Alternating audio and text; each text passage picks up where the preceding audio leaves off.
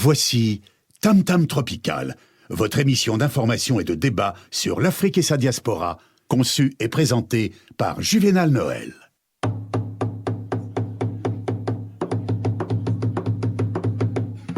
Plusieurs siècles avant la création du télégraphe, au cœur de la forêt équatoriale d'Afrique, les populations communiquaient déjà à distance, grâce au tam-tam.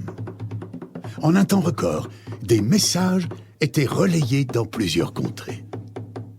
Tam Tam Tropical, l'Afrique chez vous, chaque mardi de 19h à 20h sur Radio Pluriel.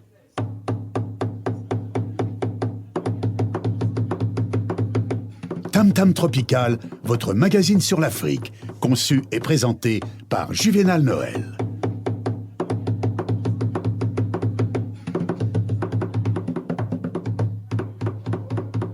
Mesdames, Messieurs, bonsoir, nous sommes ensemble pour une cinquantaine de minutes d'informations et de débats sur l'Afrique et sa diaspora. Soyez les bienvenus.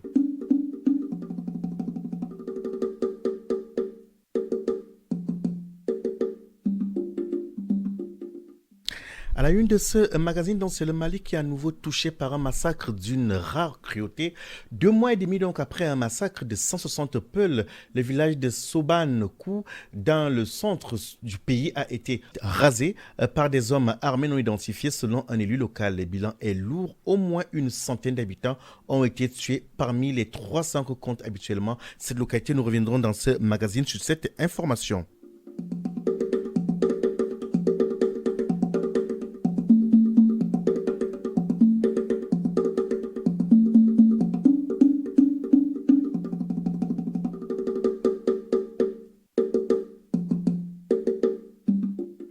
Restons donc sur le continent et c'est une épidémie de rougeole qui a été déclarée en République démocratique du Congo. Le ministre congolais de la Santé affirme avoir enregistré 87 000 cas suspects depuis le début de l'année.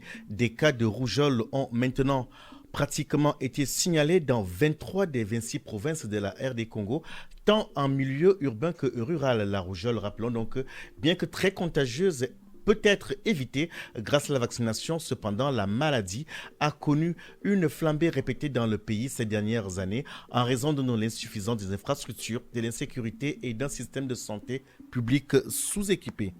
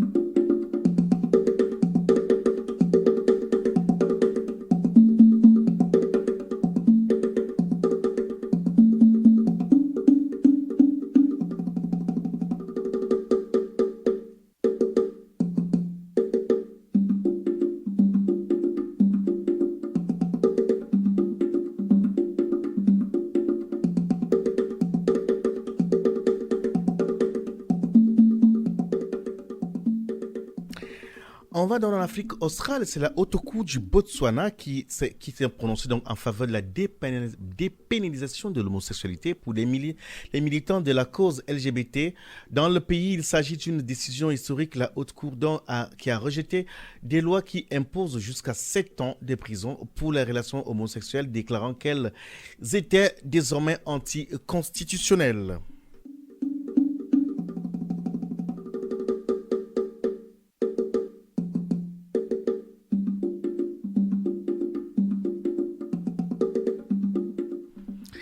Et donc, dans toutes les stations-service donc en République centrafricaine, en fait, de longues files se créent depuis une semaine. Les consommateurs font face à 2 difficultés. La première, c'est la restriction de la quantité demandée et la spéculation donc sur les prix par les revendeurs. Le litre d'essence vendu à 1100 francs CFA à la pompe est passé à 1250 francs CFA chez les revendeurs, selon plusieurs consommateurs.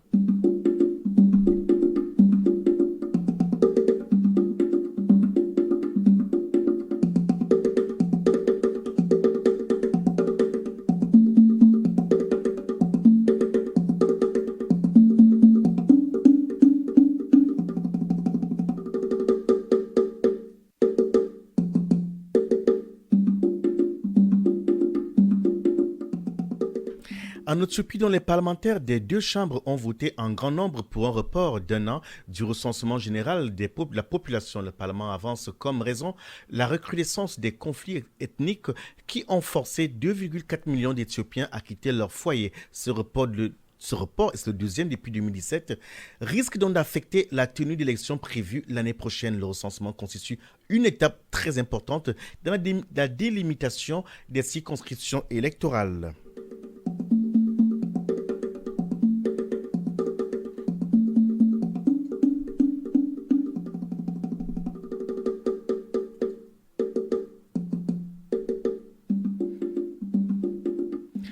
En Libye, c'est l'ONU qui renouvelle l'embargo sur les armes. Donc, les Nations Unies déplorent l'arrivée d'armements dans le pays depuis 2 mois, depuis le lancement début avril de l'offensive du maréchal Khalifa Haftar, donc, pour s'emparer de Tripoli, la capitale. Plusieurs arrivages d'armes ont été signalés. Il s'agit de matériel de fabrication turque et jordanienne, entre autres, servant aux forces loyales au gouvernement d'union nationale. Dans un rapport récent, le comité des experts de l'ONU, chargé de contribuer, donc, de contrôler et de contrôler autant pour moi. Donc, l'embargo a indiqué enquêter sur l'implication possible des Émirats arabes unis dans le lancement en avril des missiles sur des unités fidèles à Tripoli. Tam Tam Tropical, c'est tous les mardis soirs de 19h à 20h sur Radio Pluriel. Bouge-toi encore si tu viens. 1, 2, 3, on descend, on descend, on descend. Hey. Bouge-toi encore si tu viens. 1, 2, 3, on descend, on descend, on descend. Hey. Kundele una cosa de Libreville à Douala, quel que soit le rythme. Hey. Mélodie des filles venues de mon Africa. Quel que soit les rythmes, on se laisse tous aller. Je monte le son, oui, pour te combler jusqu'au petit matin. Commençons par de petits pas. 1, 2, 3. Rappelle ça comme tu veux, du coup, elle est où? On se fout un peu de qui fait quoi ce soir. On va seulement. Bouge-toi encore si tu viens. 1, 2, 3, on descend, on descend, on descend. Hey. Bouge-toi encore si tu viens. 1, 2, 3, on descend, on descend. Hey. Pour sauver le malaya, y'en a tes ballons. Y'en a pas beaucoup de les chocolats. Mais non, on va gagner mbele, mbele, mbele. Ngobis barlo mon angel. Aveva a sonar la mano. Tramanduro mai usuelo tenebrosa. Je monte le son pour te combler jusqu'au petit matin. Commençons par de petits pas. 1, 2, 3. Rappelle ça comme tu veux, du coup, elle est où? On se fout un peu de qui fait quoi ce soir. Bouge-toi encore si tu viens. 1, 2, 3, on descend, on descend, on descend. Bouge-toi encore si tu viens. 1, 2, 3, on descend, on descend, on descend. La cosa jazzée, mbele où tu veux quand tu veux, on te donne ça. La cosa jazzée, mbele où tu veux quand tu veux, on te donne ça. La cosa jazzée, mbele où tu veux quand tu veux, on te donne ça. La cosa jazzée, mbele où tu veux quand tu veux, on te donne ça.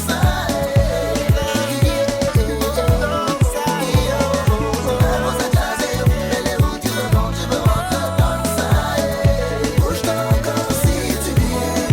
1, 2, 3, on descend, on descend, on descend. Bouge-toi encore si tu viens. 1, 2, 3, on descend, on descend, on descend. Bouge-toi encore si tu viens. 1, 2, 3, on descend, on descend, on descend. Bouge-toi encore si tu viens. 1, 2, 3, on descend, on descend, on descend. Vous écoutez Tam Tam Tropical sur Radio Pluriel. Et donc, retour dans le studio 91.5 de Radio Pluriel. Nous émettons depuis la ville de Saint-Priest. Je vous annonçais à l'entame, donc c'est ce massacre d'au moins 95 habitants qui ont été tués dans la nuit de dimanche à lundi dernier dans un village Dogon du centre du Mali. Un nouveau drame dans cette région en proie aux violences, 2 mois et demi seulement après un massacre de environ 160 Peuls. Pour essayer de comprendre ce soir, nous sommes en ligne avec Kalilou Bari, qui lui est le président de l'AS Mali, donc l'association d'étudiants et stagiaires maliens. Bonsoir Kalilou Bari. Bonsoir Juvenal, bonsoir à tous. Kalilou Bari, le 20 mars dernier, vous avez fait une conférence à Lyon sur la dégradation de la situation sécuritaire au Mali. Le lendemain, on va dire même la même nuit, dans la même nuit, en fait, s'est déroulé un massacre, comme par hasard, et encore un nouveau massacre. Quelle est votre réaction? Merci Juvenal pour l'invitation. Donc c'est vraiment on apprend vraiment avec beaucoup de tristesse cette nouvelle, ces nouveaux massacres auxquels on ne s'attendait vraiment pas du tout. Nous pensions que le massacre de plus de 160 personnes, y compris des femmes et des enfants au centre du Mali, donc le 23 mars passé, allait vraiment permettre à ce qu'il y ait plus de massacres et donc interpeller fortement le gouvernement. Mais finalement, on s'est rendu compte que c'était pas le cas et donc apprendre, moi je l'ai appris le dimanche matin, ou le lundi matin plutôt, quand j'ai appris ça, c'était vraiment effroyable, c'est consterné. Au niveau de la ville de Lyon, avec vos camarades étudiants, de manière générale, comment vous le vivez? Très mal, vraiment très très mal. Hier, il y a eu pas mal d'étudiants qui m'ont appelé, tu as appris la nouvelle, vraiment on n'en peut plus, là c'est la goutte d'eau qui a fait déborder le vase, il faut vraiment en finir. Donc nos parents sont massacrés malheureusement au centre du Mali, aussi au vu de tous, mais voilà, il y a pas de solution concrète qui est proposée et vraiment on le vit très mal, on le vit d'autant plus mal que le Mali quand même n'est pas connu pour ça, quoi. C'est la première fois en tout cas dans l'histoire récente du pays qu'on a un truc pareil. Donc on le vit vraiment très mal, tout le monde est désespéré, les gens, enfin on ne sait plus quoi dire en fait. La dernière fois, on parlait de massacre de Peuls, mais cette fois-ci, on parle de massacre de civils. Est-ce que c'est toujours une population précise qui est ciblée ou alors, en fait, les massacres sont faits en désordre? Alors, donc en attendant qu'il y ait beaucoup plus d'éclaircissement, selon les premières informations, je pense qu'on a tous eu, c'est que des hommes armés ont attaqué un village Dogon, ou en majorité Dogon, et que parmi ces gens-là, il y en avait qui parlaient peu. Donc moi, en tout cas, je souhaiterais revenir au fait que depuis le massacre de Rossagou, on avait interpellé beaucoup de personnes à travers des tribunes et tous avaient interpellé le gouvernement d'agir assez rapidement pour traduire devant la justice les coupables pour éviter des représailles. Et donc, peut-être que c'est des représailles, on ne peut pas le dire encore.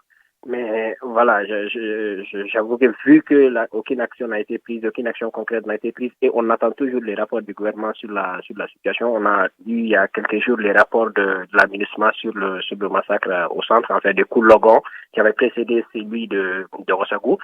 Et donc on attend toujours les réactions les rapports du gouvernement. Donc, est-ce que c'est une population Dogon qui a été ciblé? En tout cas, c'est un village Dogon qui a été attaqué, donc je sais vraiment pas pour le moment comment interpréter cela. Vous écoutez Tam Tam Tropical sur Radio Pluriel. Nous sommes en lien avec Kalilou Bari, qui lui est le président de l'association des étudiants et stagiaires maliens ici en France, dans la ville de Lyon précisément. Et il nous apporte son regard sur ce nouveau massacre d'au moins 95 habitants, à peu près une centaine de personnes qui a été massacré donc dans la nuit de dimanche à lundi dans un village de Gon. C'est au centre du Mali. Kalilou Bari, dites-nous, est-ce que ces clivages ethniques dont on parle au Mali, vous les vivez également ici, parmi les étudiants que vous êtes, ou même dans la communauté malienne à Lyon? Alors, peut-être une petite précision. Vraiment, je pense que c'est pas un clivage ethnique. Il y a effectivement un problème entre certaines communautés. Enfin, les Peuls sont en majorité nomades, et et les Dogons sont en majorité sont agriculteurs. Donc il y a une tension effectivement qui existait depuis longtemps entre ces personnes-là, mais il ne semble pas que ce soit un conflit ethnique. C'est un conflit qui est exacerbé surtout par l'instabilité dans la région, moi je pense.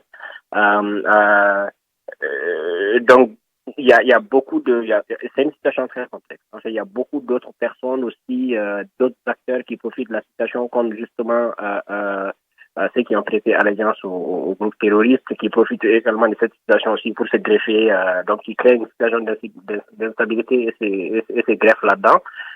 Donc il y a beaucoup de choses. Nous, au niveau de Lyon, et je pense que c'est aussi le cas peut-être en France, vraiment il n'y a pas de clivage, il y en a jamais eu, on est Maliens tout court, et puis on regrette justement qu'à la fois dans les médias qu'on vraiment mette le référent ethnique avant, de dire que c'est aussi un conflit quand même qui est tributaire de la faiblesse de l'État, qui est tributaire aussi du réchauffement climatique par ailleurs, et voilà des problèmes socio-économiques.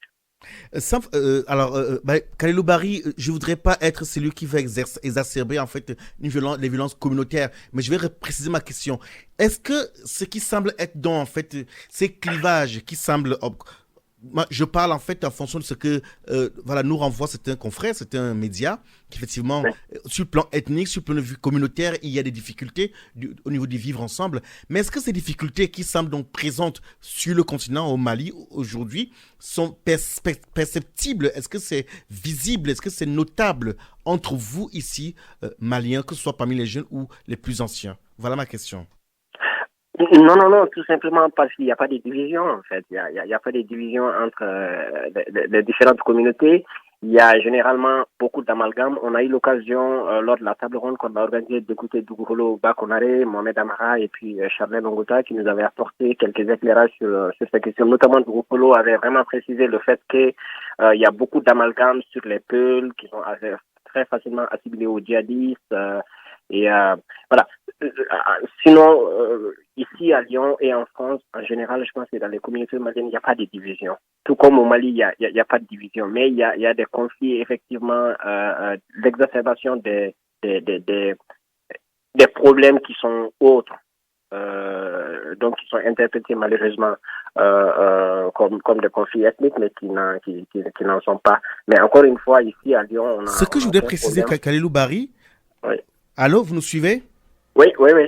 Ce que je voulais préciser, c'est qu'en fait, on a l'impression, à un moment, parfois, on a l'impression que ce sont les médias qui, on va dire, qui exagèrent un tout petit peu quand il y a un conflit quelque part, en fait, en attribuant, en fait, les tensions, les conflits entre ethnies ou entre communautés. D'expérience, et dites-nous les choses sans langue de bois, est-ce qu'en réalité, quand même, sur place au Mali, cela existe? Ou alors ce n'est qu'une sorte de instrumentalisation de ce conflit-là? Non, mais c'est une instrumentalisation dont la dernière en date est la couverture médiatique de France 24 par rapport à Amadou Koufa, par exemple. On présentait les gars comme représentants de la frange, pile du djihadisme au Sahel, ce qui n'est pas le cas. Ce qu'on peut voir au Mali, c'est vraiment les tensions qu'il peut y avoir entre les agriculteurs et les peuples qui sont en majorité nomades, bergers, pastoralistes. Donc, c'est ces problèmes, enfin, entre l'accès aux ressources, l'accès à la terre, qu'on peut retrouver, mais que les dynamiques locales, enfin, que les moyens locaux des règlements des litiges ou des malentendus parvenaient à résoudre. Mais depuis 2012, vu qu'on a eu un effondrement de l'État, une absence totale, quasiment totale de l'État dans ces régions-là, finalement, il n'y a pas d'arbitre, il n'y a pas de moyens de rendre justice ou de résoudre ces questions-là. Donc, finalement, ces questions-là qui se retrouvent exacerbées et face à la prolifération des armes, à beaucoup d'autres problématiques, ont atteint un degré qu'on n'avait jamais vu au Mali, quoi. Pour ceux et ceux qui se joignent à nous, nous sommes avec Kalilou Barry, qui est le président de l'association des étudiants et stagiaires maliens ici à Lyon. Il revient donc sur ces massacres qui se sont perpétrés contre une centaine environ de populations dans un village donc malien. C'est précisément donc dans un village de Dogon, c'est au centre du Mali. Et c'est un nouveau drame. Rappelons donc effectivement le 20 mars dernier, du 20 au 21 mars dernier, effectivement. Au lendemain, effectivement, de la conférence sur la dégradation de la situation sécuritaire au Mali, conférence donnée par l'AS Mali ici à Lyon, un premier massacre d'à peu près 160 Peuls avait eu lieu. Et ce soir, on reçoit donc Kalilou Barry pour nous donner ses impressions suite donc à ces massacres-là. Kalilou Barry, quand il y a donc des massacres de ce type au Mali, et vous ici à Lyon, que faites-vous en tant que communauté, en tant qu'étudiant? Parce que je dois préciser que nous avons essayé de joindre d'autres responsables de la communauté malienne qu'on n'a pas pu avoir ce soir. Et donc, c'est vous qui êtes disponible, c'est pour ça qu'on pose ces questions. Que se passe-t-il lorsqu'il y a un drame comme celui-ci, ici en France? Lors de la dernière, de la dernière tragédie, on avait fait une marche pacifique ici pour interpeller à la fois le gouvernement malien, mais aussi la communauté internationale. Donc cette fois-ci aussi, je pense qu'on a pris contact au niveau de l'association. On va se réunir assez rapidement, voir ce qu'on peut mettre en place de manière concrète, mais d'abord interpeller, demander audience auprès du consul général du Mali à Lyon, donc pour déjà expliquer, donc demander des explications, demander qui nous donne des explications sur ce qui se passe et puis éventuellement de voir ce qu'on peut faire de manière concrète. Donc organiser une marche ou éventuellement, parce que dans toute situation de conflit aussi il y a des déplacés, donc voir dans quelle mesure on peut de manière concrète apporter notre soutien à nos compatriotes qui en sont victimes. Kalilou Barry, je me permets d'insister un tout petit peu. Au mois le 20 mars dernier, vous avez fait une conférence. C'était assez intéressant. Mais aujourd'hui, après une rencontre de ce type-là, qu'est-ce qui se passe? On a pensé, on a réfléchi. Que faites-vous par la suite? Ce sera une autre conférence?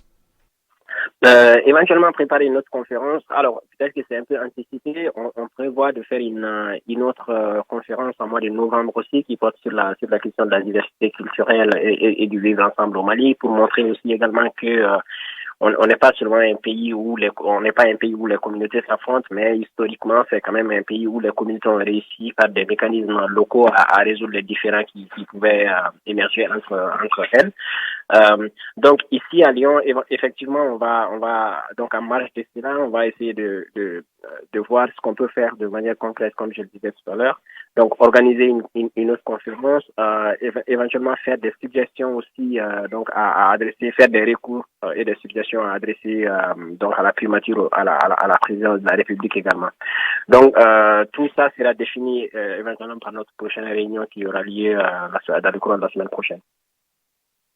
C'est donc Kalilou Barry, donc le président de l'association des étudiants et stagiaires maliens à Lyon, qui nous apporte son aide. Mais Kalilou Barry, pardonnez-moi, enfin, je m'excuse parce qu'effectivement, vous avez l'impression que c'est un peu contre vous. Mais est-ce que c'est efficace au final, en fait? J'ai l'impression qu'en fait, des conférences se font, la réflexion se fait, mais ça semble ne pas être très efficace, à mon avis. Oui, alors encore une fois, la question c'est vraiment de voir comment on peut résoudre, qu'est-ce qu'on peut apporter de manière assez concrète. Nous, on est étudiants, donc on agit aussi en fonction des moyens que nous avons. Donc, ce qu'on peut faire, c'est vraiment interpeller à la fois le gouvernement malien, la communauté internationale, mais aussi encourager à l'intérieur du pays les mouvements qui peut y avoir pour dénoncer tout ça. Donc, est-ce que ça c'est efficace? Après, à d'autres niveaux, c'est vraiment ce qu'on peut faire.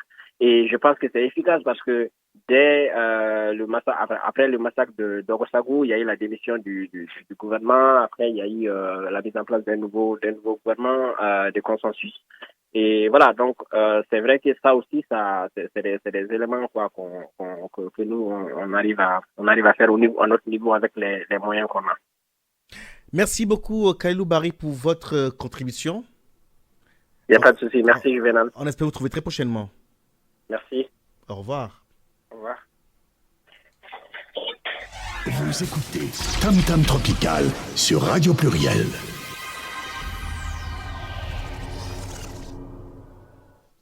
Rappelons donc en fait IBK, président malien, qui est en visite donc en Suisse pour le centenaire de l'Organisation internationale du travail, a annoncé donc qu'il écoutait son séjour et a appelé donc au contraire à des retrouvailles entre Maliens qui seuls vont nous permettre, je cite en fait, de rebondir et permettre à notre nation de survivre car nous sommes en question de survie, a-t-il estimé. C'est Ibrahim Bakar Keïta, le président malien. Vous écoutez Tam Tam Tropical sur Radio Pluriel.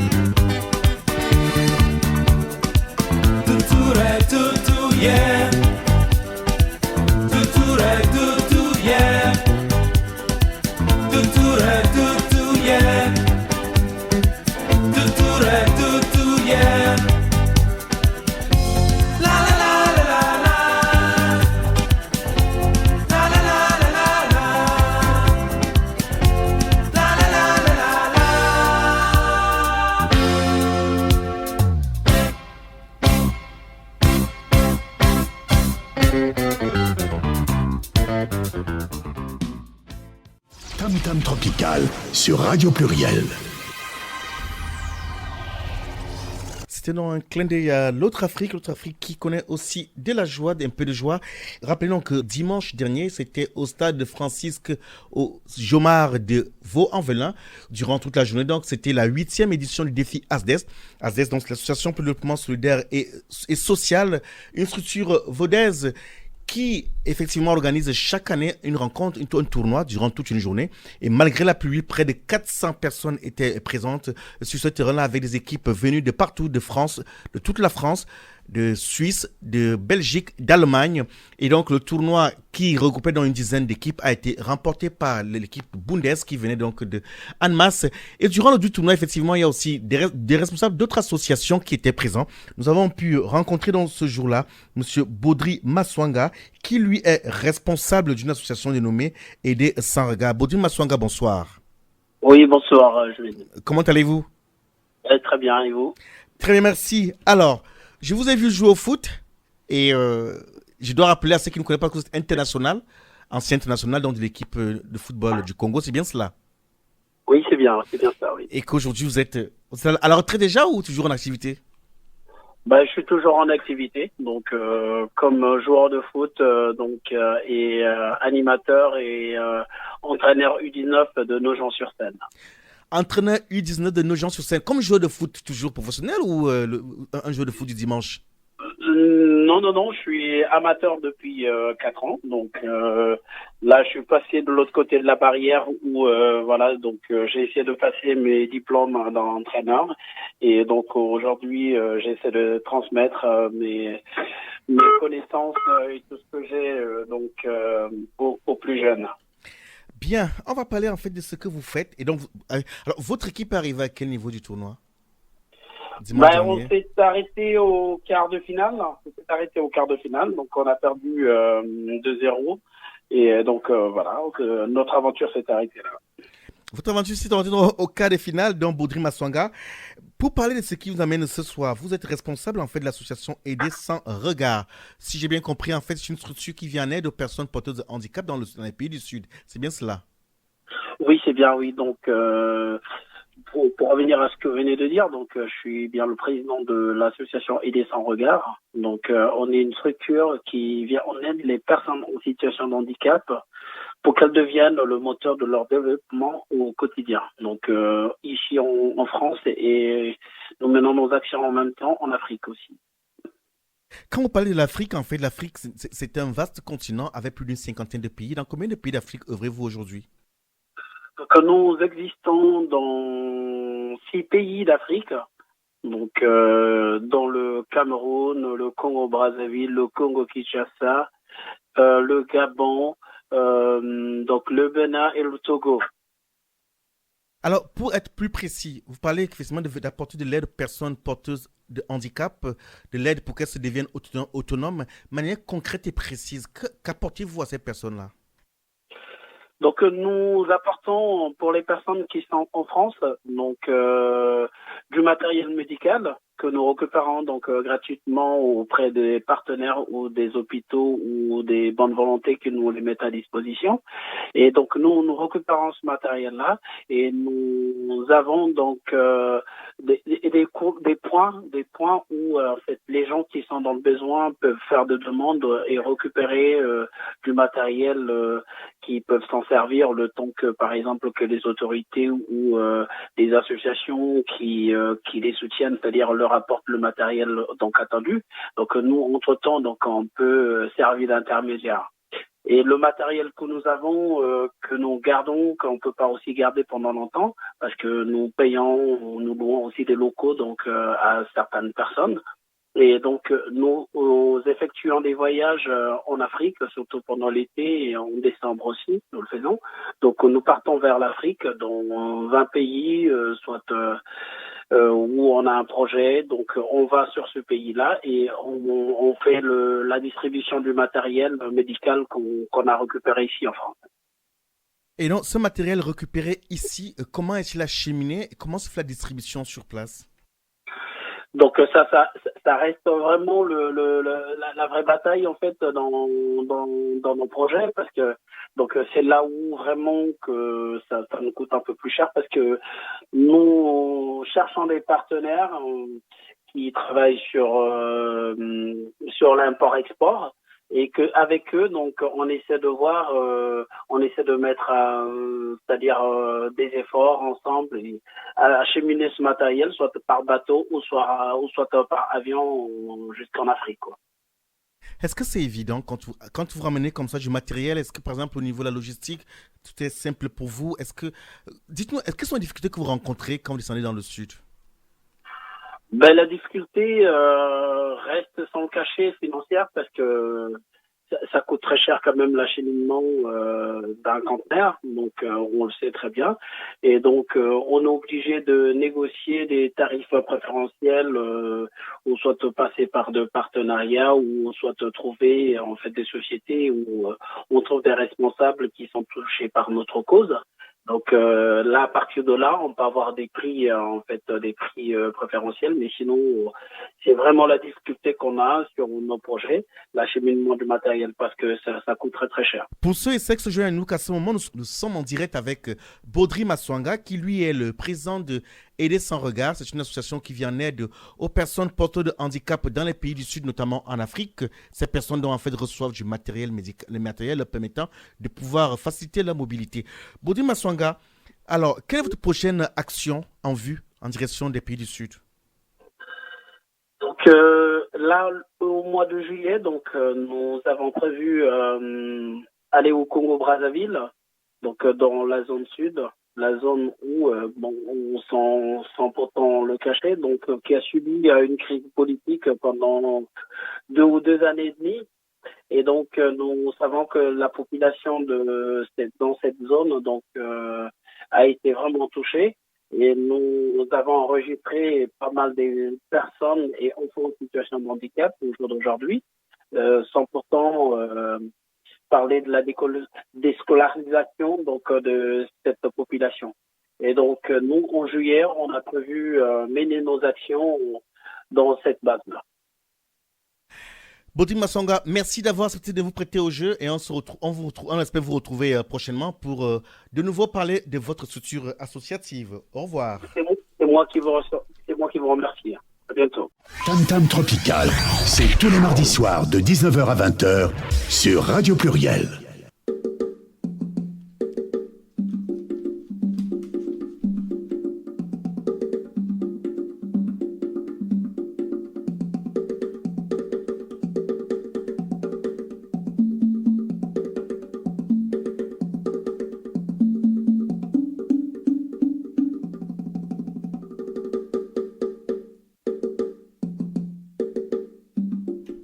Nous restons dans le co-développement et nous allons donc recevoir dans quelques instants donc Florentin Kamga, qui lui est également responsable associatif. Il est depuis la ville de Saint-Étienne. Florentin Kamga, bonsoir. Bonsoir. Comment allez-vous? Super, merci. Et vous? Très bien, merci.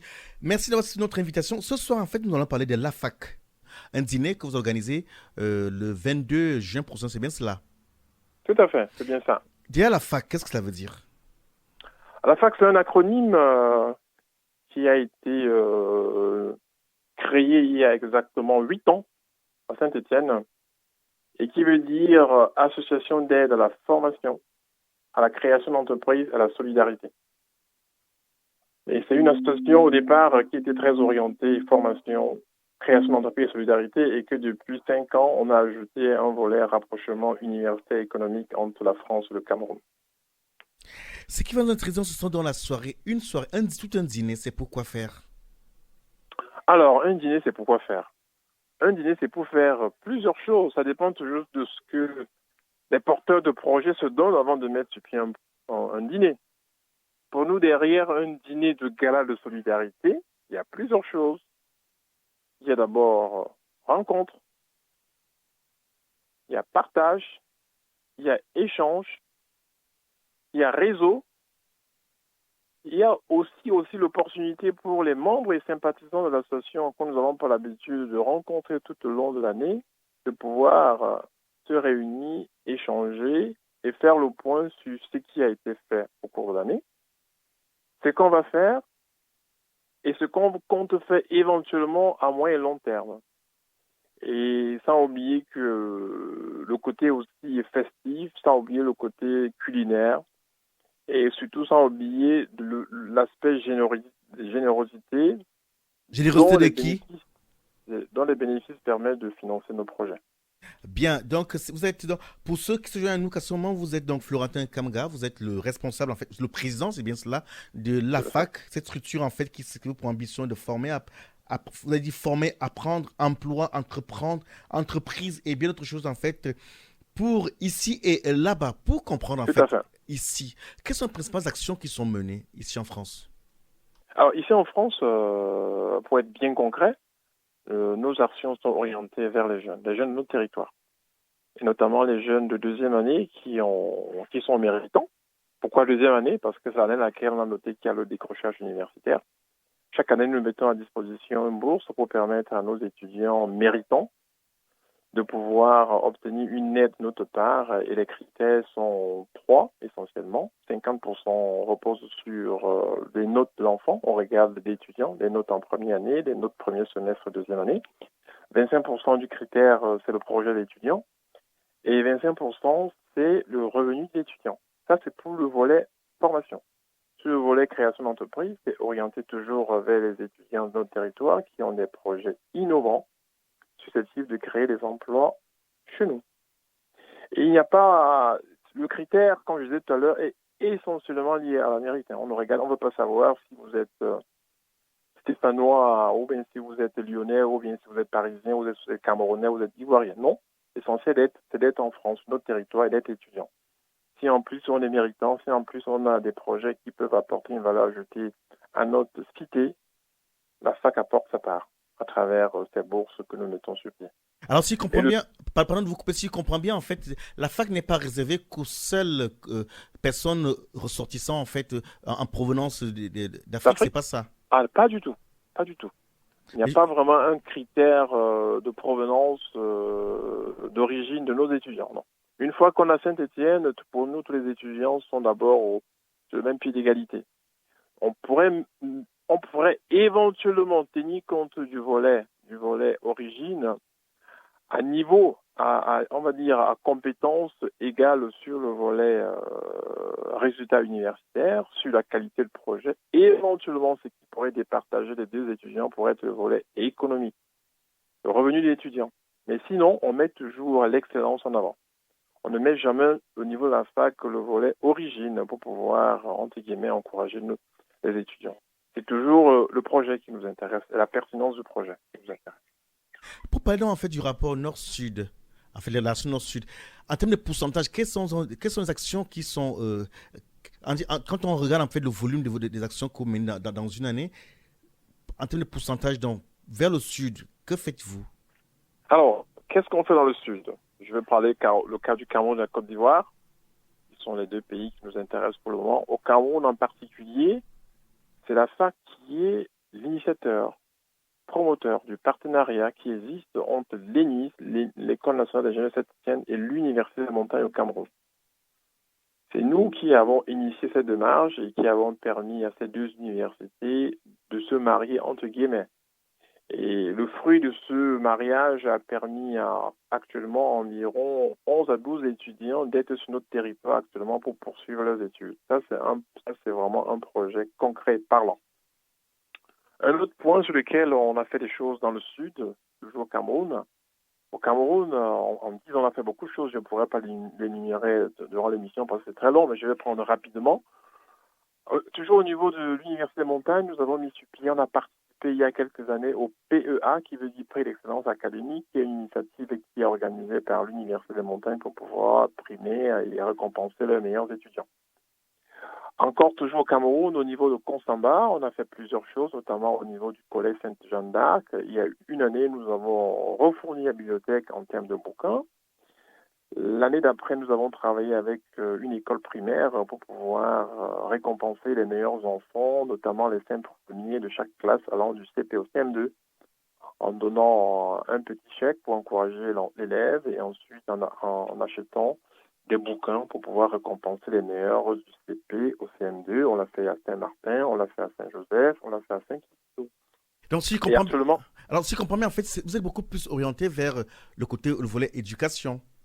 Beaucoup. On est très orienté vers le volet éducation. Donc, le 22 prochain, ce sera donc le dîner. Le 21 prochain. Le 21, autant pour moi, ce sera le dîner de gala donc, de la fac. La 10e édition. La 10e édition. Qui attendez-vous? On attend beaucoup de monde.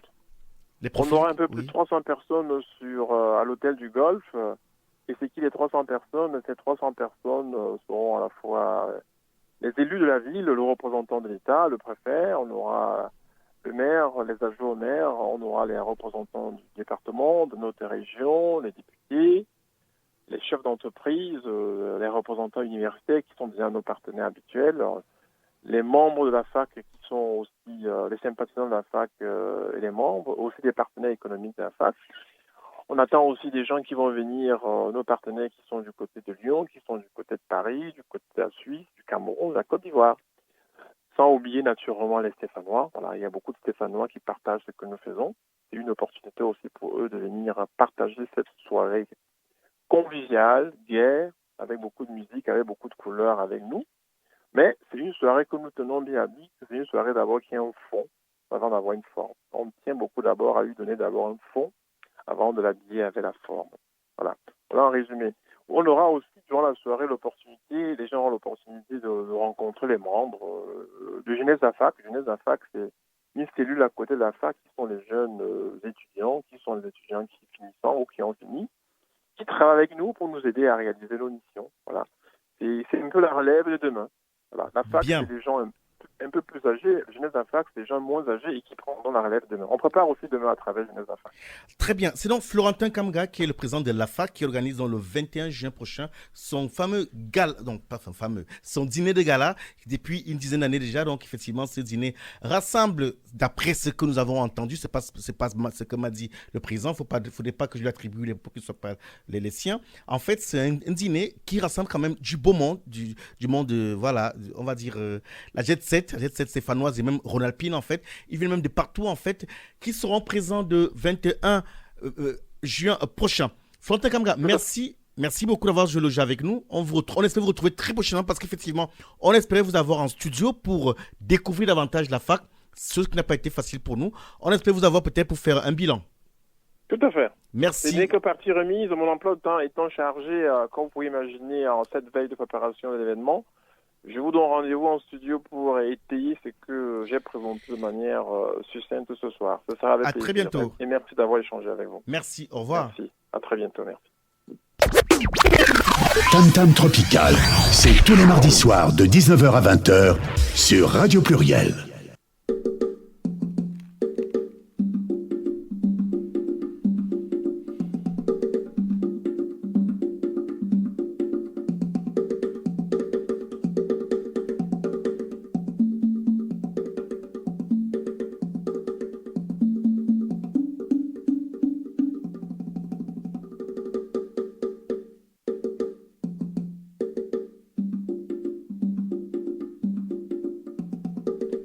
Notre magazine tire inexorablement donc vers la fin.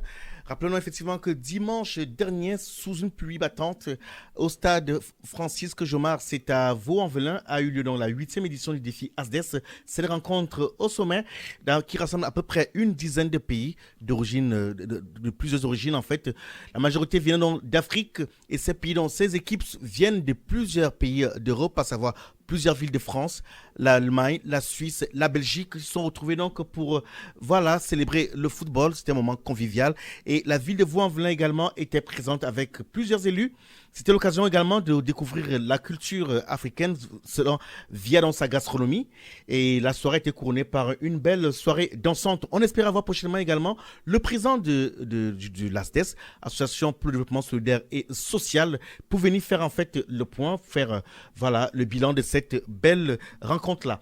Amis auditeurs, notre magazine s'achève.